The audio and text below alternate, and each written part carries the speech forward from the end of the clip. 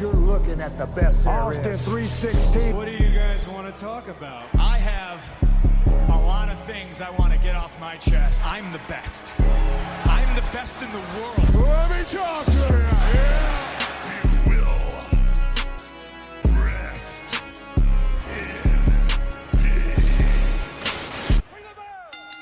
What's up, guys? Welcome to episode 8 of The Source, WWE, AEW, All Things Wrestling podcast with Joe And Mike. Yeah. Yeah. Let us talk to you.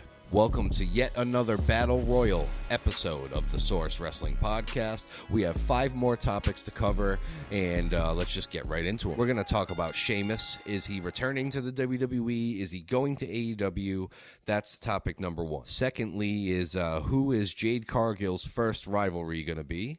Up after that, we're going to have our thoughts on the Bloodline interference on Monday Night Raw. After that, we're going to have a Hollywood Rock discussion. I'm very excited for that one, Hollywood Rock. Yep. And last but not least, we're going to go over our top 10 women in the current WWE women's division. First and foremost, we're going to start with the Sheamus discussion. We want to know, is Sheamus coming back to the WWE? Is he going to AEW? Is he going somewhere else? His last match was very, very telling. It was with Edge. It was very fitting to be Edge's last WWE match, and they tore it down, and they had some drinks backstage together after, and we just have not seen or heard from Sheamus since. It was Tuesday that Sheamus tweeted or X'd. I don't know what you call it. X'd. Do you X things now? Yeah, I guess we X things. Yeah, so it was on Tuesday that he tweeted, we'll say, because I don't know how else to say it. Anyone missing 5-star banger matches? Oh, we are missing banger after banger. He then says that he had the match of the year of 2021, match of the year 2022, and the match of the year in 2023. Oh, so he's probably mentioning Edge. He's mentioning Drew, him, and Gunther at WrestleMania, because that was one of the biggest bangers that I've ever seen. And both competitors came close to beating Gunther. Obviously, it just didn't happen. But back to Sheamus. Where is Sheamus? What is he doing? Why are we not having more banger matches right now with the Celtic Warrior? He's been absent for months. Oh, yeah. But, he's teasing a return on social media here. He obviously, as you said, hasn't wrestled since he lost to Edge on August 18th, which is my birthday. Oh, see that, 2023 guys? See over that? the summer. Edge's last match is on Mike's birthday. Why he's gone right now and we haven't seen a lot of him is because he's nursing that really bad shoulder injury. He's trying to get it right. He's trying to get perfect. Had to rehab for that for sure. I'm sure he's trying to plan his return back. So. Yeah, especially because the Brawling Brutes are now they're disbanded. So when he comes back, it's not going to be, I'm the leader of the Brawling Brutes anymore. It's just going to be Celtic Warrior Sheamus, back to that Irish ass kicker that we know well. We just need to make a prediction here. What do you think it's going to be, Joe? Do you think he's going to go to AEW, or do you think he's going to stay with the WWE and maybe band back together with the Brawling Brutes and have a big reunion? You want it from me? He stays in WWE. It's very simple. He's got a legacy there. He's already done everything there is to do, yes, but I really don't see it working outside of WWE. I feel like he could get stuck in the mid-card, and, an AEW run from Sheamus wouldn't really be it for me. What about you? I think that he would be huge in AEW. I think he would really pop off pretty well over there. Maybe it's because I'm not used to seeing him anywhere else. I think that any WWE superstar, I mean, come on, Edge is like one of the biggest things they have going for him over there right now. Adam and Copeland. He's way past his prime. So would Sheamus pop over there? Yeah, he's still semi in his prime, I'd say, right? Yeah, he's in great shape. They'd be getting a good Sheamus over there, and I think that would send waves. I do. I think Sheamus going over there would be kind of weird, but it would be. I think that there's a possibility of it. I don't know if I'm predicting that he goes to AEW. I think he stays at WWE. It's just what my prediction is going to be here. And that's where we're at for Sheamus. Does he go to WWE? Does he go to AEW? What do you guys think? Let us know. Now, switching gears, we're going to move on to that bitch, Jade Cargill. Who's her first rival gonna be? What's she gonna get involved in? How's she gonna get her hands dirty? Where do you see it going? She's, she can. We know she can. I love the possibility of her and Bianca Belair. That's exactly what I was teaming gonna up say. and being a tag team and such. Maybe that's the way. Maybe they don't run her through NXT first and have her have a women's championship run. Although, she's definitely gonna skip that. What I was gonna say is, I think of Bianca first, but not as a tag partner, as a legitimate threat. Like, if you watched AEW, Jade was a heel, man. She wasn't this happy-go-lucky, happy to be here woman. She kind of showed that in the last promo. Yeah, and she was a heel, and I think if she does come off as heel, that Bianca could be a really, really good gateway for her. Big power opponent, big power moves, power match, evenly matched. They're both absolutely chiseled. I mean, Jade's got her by a little bit, but it's close. I could see maybe Jade Cargill versus Nia Jax after she loses to Rhea Ripley. That could be a setup right there. She slammed her in the Royal Rumble. Come back to her and be like, "Oh, you think you're tough? You got me in the Rumble, but face me one-on-one." I can see a whole scenario there. I think the world wants to see Bianca Belair versus Jade Cargill. 100%. It's been very apparent online. They've been very vocal about it. I know Triple H knows. He knows. So I wouldn't be surprised if they give the fans what they want, and we see Bianca Belair versus Jade Cargill for the first rivalry we see. I mean, I'm not against it. That's 100% my first go-to, although I really think Jade and Bayley would kind of hit pretty different, too. Yeah, I don't know. Bayley's great, but I really feel like this is kind of going to be a short run if she wins the title here. If she is going to win the title from Sky coming up. Right. But do I see a rivalry between Jade Cargill and Bayley? No, me personally, I see her feuding with people like Nia Jax. I see her having a rivalry with Raquel Rodriguez, the bigger ones. I think they're going to try to showcase that. Hell, Tiffany Stratton is actually pretty, good size as well. I feel like she could be she's a rival with her too. You have the bubblegum pink ripped. Versus the dark Jade Cargill having more of a heel feel to her. That heel feel, that heel perspective. And go from there, And I'm just excited for them to, WWE. I'm excited for WWE to just get her in matches. Let's get her going. We saw what she could do in the Royal Rumble. It popped. Everyone loved it. I don't know Where's what they're waiting Jade? for. Let's get her going. Up next, we discuss some interference on Raw from the Bloodline. So we saw Drew McIntyre versus Cody Rhodes. Awesome match. Wow, okay, this is a match we kind of haven't seen. Ends up, Cody's looking like he's about to take this thing home. And then, what do we have, Mike? We have some good old Bloodline interference. You got Jimmy Uso popping up out of left field. And then all of a sudden, once you think that, Cody Rhodes is shaking it off and he gets back in line to give McIntyre the crossroads. He's looking fierce. He's looking in position. And there's Solo with a hood. Pulls his head back. Pulls his hood back. Samoan Spike. Once again, Cody is spiked. And Drew hits that Claymore. And you can count to 10, And the thing is, it's like the thing that pisses me off and pisses everybody off is, Drew won, but he did not get a clean win. Can he get a clean win over Cody? I don't think so. Cody's first loss in a singles competition since WrestleMania last year, 39. Yeah, and, that speaks for itself. That speaks volumes. Cody's been on a hell of a run. He's been on a roll. If it's, no outside interference, Cody wins this match with that crossroads. Yeah, he had obviously, it sealed. I think that's obvious there, right? Yeah. He had it sealed. And, Cody's got it, but that just also elevates heel Drew, because he's really he's the vibe killer right now. Yeah, Drew really needed that win. They orchestrated that to get him a nice win. Now he brags. You'll see him bragging that he's the first to beat Cody in a long time. What's the big deal about Cody? Yeah. I beat him. I can see it now. Exactly. He, he's the one who took out Punk. You're welcome for that, is what he's saying. Now he's the one who beat Cody Rhodes on Monday Night Raw with the help of a Samoan Spike. But hey, I think a lot of this is the Bloodline setting up its feud for WrestleMania, its roots. Now we're going to see more storyline, more interference, more crossover on genres and brands or whatever you want to call it. Yeah, it's going to be interpromotional. They're going to try. I hope they try to build this up for WrestleMania, so it's just through the roof. I think as the road to WrestleMania rolls on, you're going to see guys like Cody Rhodes on SmackDown even more, and vice versa. When are we going to see the inevitable Cody Rhodes injury? That he is faking. He loves. Listen, Linda. He loves those kayfabe injuries, like the broken hand when he was going against Brock. But he did actually tear his pec. Yes, we know for a fact he tore his pec. The Hell in a Cell match. That's one of my top 10 matches of all time. Him and Seth tore it down, torn pec or not. So Monday Night Raw, main event match, big fight feel.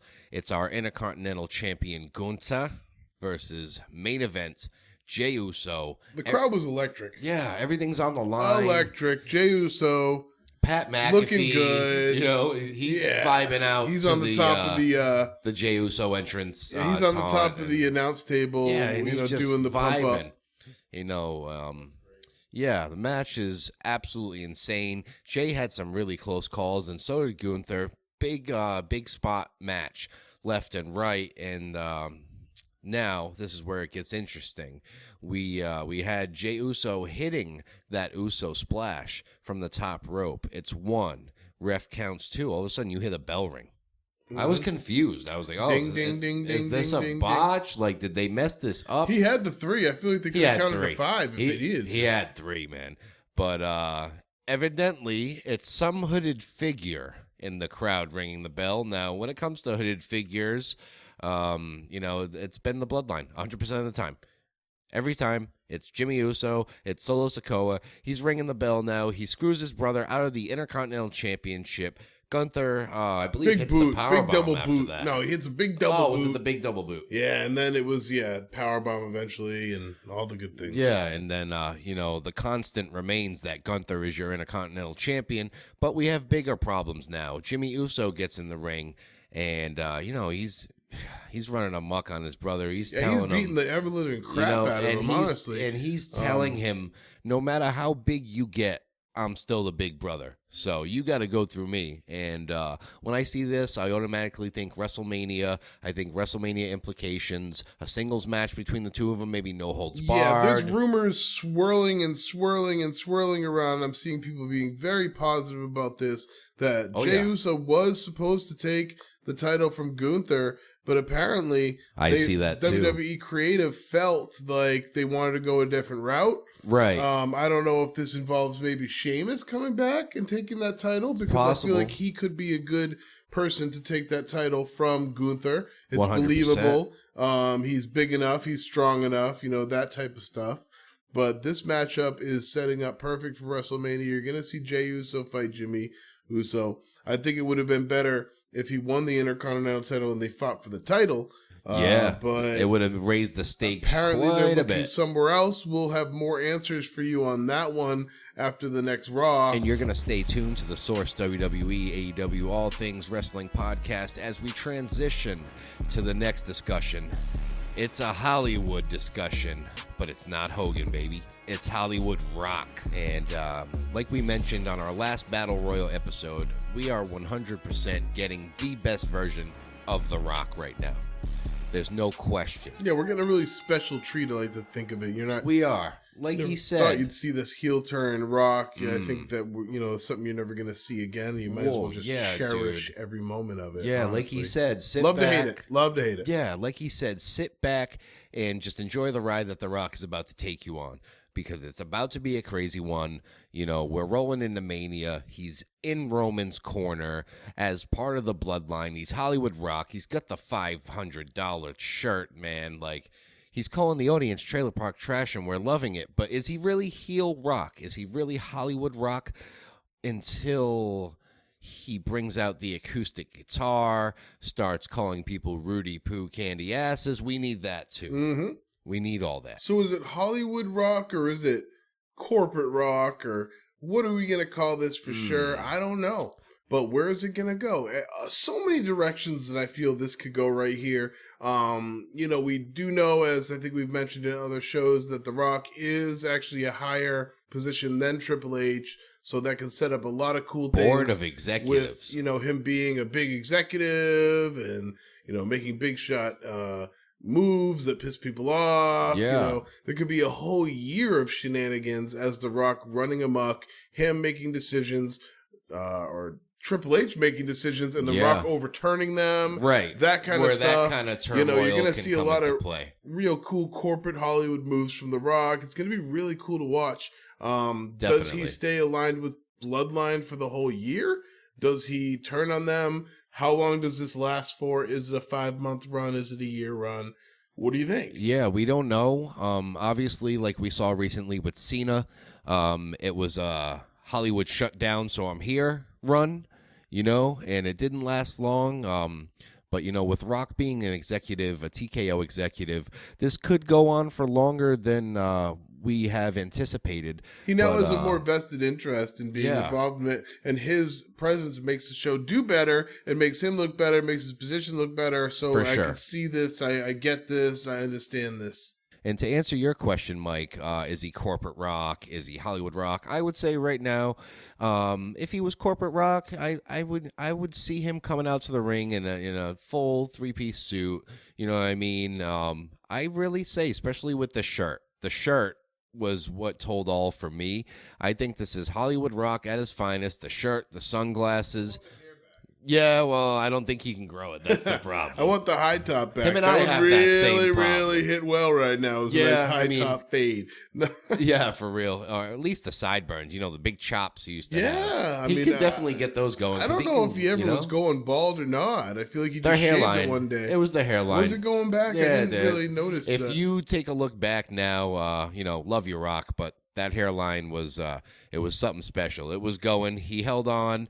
But I think this look he has now fits him better. I wonder if you Google The Rock's hairline. Live on the show right now, Mike is Googling The Rock's hairline. So stand by. Dwayne The Rock Johnson explains why he's bald. See, man, Google. It's a beautiful thing. All you got to do is type something in, and you got it. So Johnson is not bald by genetic predisposition. He's bald by choice. He is a self-deprecating... His self-deprecating explanation follows, but proceed with caution. The descriptions get gnarly. This is a Vanity Fair article, by the way. Shout out Vanity Fair. So he said his hair is a cross between an afro and the hair of a llama's ball sack. Yo, I can't say I would have thought of it that That's way. why it's actually not the fact that he's losing hair. I feel like it's the fact that it's too thick and bushy and Fair to deal with for him, honestly. I mean, so from looking at he The is Rock before, literally bald by choice. From looking at The Rock before, that hairline was pushed back a little bit. There you go. I feel like he still has luscious hair under there, and I feel like he should still get back the old Rock hair. That would be really cool. Or maybe a wig. You know what I mean? Like something would be cool. I don't know. I'm far-fetching it. I'm so far-fetched right now, but I just want that Rock hair back with the same sunglasses and the friggin' attitude. Let's go. And I do miss the dress shoes, the dress slacks. When he would do that people's elbow with them shoes on and just slide right into it. Oh, absolutely. Safe to say, either way you cut it, that this Rock run is going to be amazing to watch. It is. We're excited for it. We hope you're excited for it. Send us any comments on anything you feel about this topic with The Rock, Hollywood Rock, anything we didn't cover. Absolutely. But those are our thoughts on it. This is just our open thoughts. So there you go. Yeah, man. There's no predetermined words that we're going to say right now, guys. We're just shooting right off the top and giving you our honest thoughts as they come to us. So next up, we have our top 10 women of the WWE. In my opinion, this is the top most popular women in the division. It's a stacked division. We're going to try to order it, me and Joe. I'm going to go first. Yes. I'm going to break down who's in my top 10 and go from there. And I'm going to start at 10, okay? So number 10, I have Tiffany Stratton. Just called up, and she looks like she's going to be a force. I think she's going to have a good run. I think she's a force to be reckoned with, and I'm putting her at 10. At number 9, I'm going to put Io Sky. And Yeah. Sky, honestly, is a champion. champ, and that's the only reason she's on my list. She wouldn't be on my list otherwise. She doesn't impress me, and I think this is one of the more horrible female title runs I've ever seen in my life. And it's been long and very dragged lackluster. Few title runs. I'd be interested to see how many she's had so far. For number 8 here would be Bayley. I like that. I think Bayley's a force to be reckoned with. I take her much seriously than any member of Damage Control. And I see her right at 8. Number 7 is Liv Morgan. She's back. She's popping. She's She bad. might climb the ranks. Who knows? But right now, she's looking like she's got a nice pop. She sure does. Above her, the powerhouse Raquel Rodriguez will be number 6. And Jade Cargill is taking number 5. And Jade Cargill is only number 5 for me because she hasn't wrestled or done anything in WWE yet. Yeah. I think she's going to skyrocket right up to the top 3. She totally is. She's got the but talent. for right now, she's going to stay at 5 for me. For number 4, the indestructible force, Nia Jax. Oh, yeah. Will be number 4 for me because she's just on a tear right now. And I She don't think really everybody is. loves to hate that one as well. She's like a tornado. Number 3, Becky Lynch. Big time Beck. Gotta respect the I Beck. think that she's got the 3rd biggest pop in the industry right now. And I think that she is on her last run or one of her last runs or her last 10-year span or whatever you want to call it. I don't know who the oldest female wrestler was to ever wrestle. That's a good question. We'll have to get back to you guys. Actually, I do know this. It was Fabulous Moolah, was it? Or was it Mae Young? Mae Young. I believe very Mae Young. old. Like, I I'm talking, believe Mae they were Young like was a 60s, little bit so, older. Yeah. Yeah, she might have some time to go, Becky Lynch, as it is. But number 2 is going to be Bianca Belair. Yeah, I solid. think she does get that second biggest pop. I She's think that got it everybody all. loves her. Everybody wants to see it. I was sad to see her drop that title. I'm going to love to see another title run. I don't know how she fits in, but I'd love to see him figure it out. And number 1 for me is the obvious choice, Rhea Ripley. She's got the biggest pop. She's the biggest heel that gets the biggest pop that I've ever seen in my life. You've never seen anything like it. You got 2 huge heels in this business, Roman Reigns and Rhea Ripley, and they both get pops. I That's know. amazing, amazing job by the WWE creative staff to create that situation. Yeah, man. It's like you're over twice. You're over as a babyface. You're over as a heel. You're getting pops either way you look at it. So that's Mike's top 10. We're going to get into mine in about 3, 2, 1. Sitting at number 10, I'm going the irresistible force, Nia Jax. She can't not be on the top 10 list, but to me, she's number 10 because she's still a little stiff. I think her moves could flow a little better. But regardless, she has to be on your top 10, I would say. In number 9, we have somebody that was not on Mike's list, but I'm really high on this wrestler. It's Chelsea Green. Oh, yeah? Yeah, man. I put Not her on my top 10. and funny. She's entertaining. And that's respectable. She's in the top 15 for sure for me, but nope. That's respectable. She's number 9 in my top 10 because I really love what she's doing with this Karen gimmick, and she can We go got a in very the ring. different start to our list so far. Yes, we do. We do. I like the diversity, and Chelsea Green can go in the ring, man. She's married to Matt Cardona, and she just has the skills. She has, she's a total package. Chelsea Green, number 9. And at number 8, I'm going to go old school. I'm going to say Trish Stratus. Legendary figure in the women's wrestling world. Really put on for her city, too. Many women's championships with her. She just had a mega run with Becky Lynch, doing some of her best heel work that I've ever seen. Number 7. We're going to go Dakota Kai. A lot of people sleep on Dakota. I currently do not, nor have I ever. Her NXT work was phenomenal. When she was in the ring with Damage Control, she was so good. She's got this agile moveset. She's got some pretty cool submissions. She deserves some respect, in my opinion. She's been in the game for a long time, rather. Dakota Kai, number 8. And at number 7, we have Liv Morgan. Love Liv, can't get enough of her. Love her in the ring, love her outside of the ring. She just seems like a genuinely good person as well. She's got to be on my top 10 for many reasons. Former champion, multiple championships she has won. Love her in the ring, love her drive, her charisma, her will to win has always impressed me. Liv Morgan. Number 6, we're going to go with Bayley. Enough said on Bayley. Mike touched on it pretty well. She's great to watch. Very, very safe in the ring, and, also has won many championships in her run. Finally just won her first Royal Rumble. So, Bayley, you're on my list. Number 5, I'm going to go with the returning Raquel Rodriguez. Powerhouse, great to watch in the ring, and she just needs a little bit of character work. You know, the whole happy to be here thing isn't really it for her, I don't think. But she's definitely on my list. She's impressive. She's dominating. And, yeah, Raquel Rodriguez. Number 4, we're going to go Jade Cargill. Just, you know, from what I've seen from her in the past, and obviously, you know, seeing her debut now, and she's looking great. She's looking sound, well trained, and you know, physically, she's literally sculpted Greek goddess statue. So yeah, Jade Cargill, high on my list. Number 3, I think Mike had the same answer here at number 3. For me, it's big time Becky Lynch. There's not many other women out there that can get the pop that she does, the respect that she has.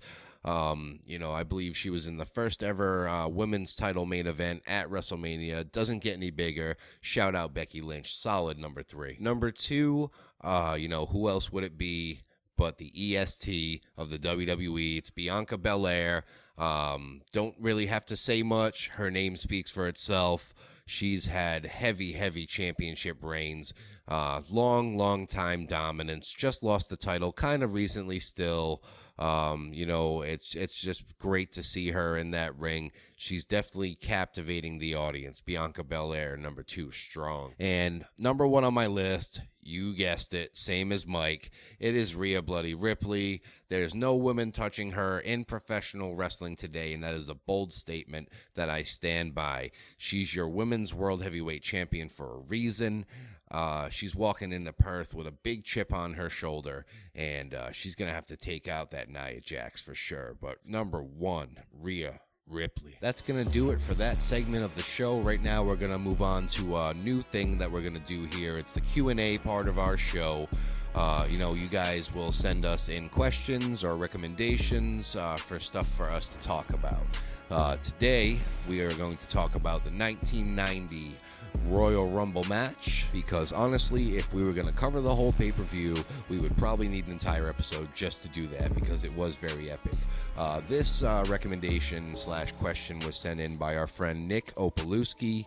We're going to do Royal Rumble 1990 now. And where do we start? You know, I guess this we was start. A good one. Yeah. I just saw this one maybe a couple weeks ago. I remember talking to you about all the Rumbles, so it's fresh on my mind. So yes, I guess what better place to start than number 1 entrant in this Royal Rumble was the $1 Million Man, Ted DiBiase. And not only did he have a run in this Royal Rumble, he set a record for being 44 in minutes, the match. 47 seconds. Yes, and he also was second in eliminations with 4 eliminations. And who was he second to? Gee, I wonder, Mike. He was actually second to 2 people. There was a tie for first. Oh, okay. It was actually Hulk Hogan and Ultimate Warrior that Yes, both got they out both 6 had people in this one. That's right.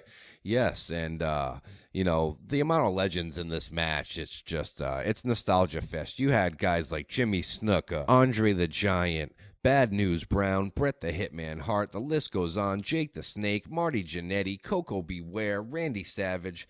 Man, this was one hell of a match. It's kind of cool that Haku, or how do you say it? It's Haku. Haku, he lasted 22 minutes. Yeah, he and was the up Earthquake lasted 18 minutes. Yeah, that guy was massive. John Tenta, there was, you know, it had to be really hard to lift that guy for sure. Yeah, there was some team efforts to get people out. The Canadian Earthquake was removed by Jim Neidhart, Haku, Smash, Jimmy Snuka, Dino Bravo, and Ted DiBiase. Yeah, so it took a whole army of guys for that. It you did. know? Actually, Jim Neidhart was hard to get out, too. It took the Ultimate Warrior, Ted DiBiase, and Rick Martel. Yeah, to the get him Anvil out as well. The Anvil was definitely, you know, a tough dude. All the other eliminations were mostly single eliminations, except for getting the Warrior out. That was a battle. That was Hulk Hogan, the Barbarian, and Rick Rude to get him out. Whew. Yeah, man. He's a squirmy it one. was not easy. But then you had Hogan coming in at number 25, fresh, just cleaning house, in for a total of 12 minutes, 49 seconds. This was before you got the title shot for winning, yes. So it was kind of just a glory match. Yeah, exactly. You had bragging rights, but a total of 12 minutes and 49 seconds, 6 eliminations, tying the other participants who also had 6. And your winner of the 1990 Royal Rumble match is, American-made Hulk Hogan. Yeah, brother. Oh, let me tell you something, brother. So this is going to conclude our show. But before we go, we're going to do what we always love to do. We're going to give you a little bit of On This Day in Wrestling History. Let us talk to you, yeah. And on this day in wrestling history, February 22nd, 1998 was WCW Super Brawl. Their annual February pay-per-view took place at the Cow Palace in San Francisco, California. It's Sting versus Hollywood Hulk Hogan, WCW Championship, the big gold. Sting takes out Hollywood Hogan to win that strap for the very first time. And on this day in wrestling history in 2000, at a SmackDown taping in Nashville, Tennessee, Crash Holly beat Test to win the WWE Hardcore Championship. But after the match, Holly declared that he would defend the belt anywhere, anytime. Thus, the famous 24/7 rule was born. I miss that so much. R.I.P. Crash Holly. And to end it, on this day in wrestling history, 1993, Hulk Hogan made his first ever appearance on WWE's newly launched Monday Night Raw program on that night. This was Hogan's first appearance with the company since WrestleMania the prior year. Well, guys, that's going to do it for this second ever Battle Royal episode of The Source, WWE, AEW, All Things Wrestling podcast with Joe And Mike. Yeah. Yeah. Let us talk to you. The Source podcast is available on Spotify, YouTube, Facebook, iHeartRadio, Amazon Music, Instagram, and TikTok. Thanks for rocking with us, guys. We'll see you again next week. Make sure to follow and rate the show. It really helps a lot. Thanks for hanging out with us on the Source Wrestling Podcast. Let us talk to you next time.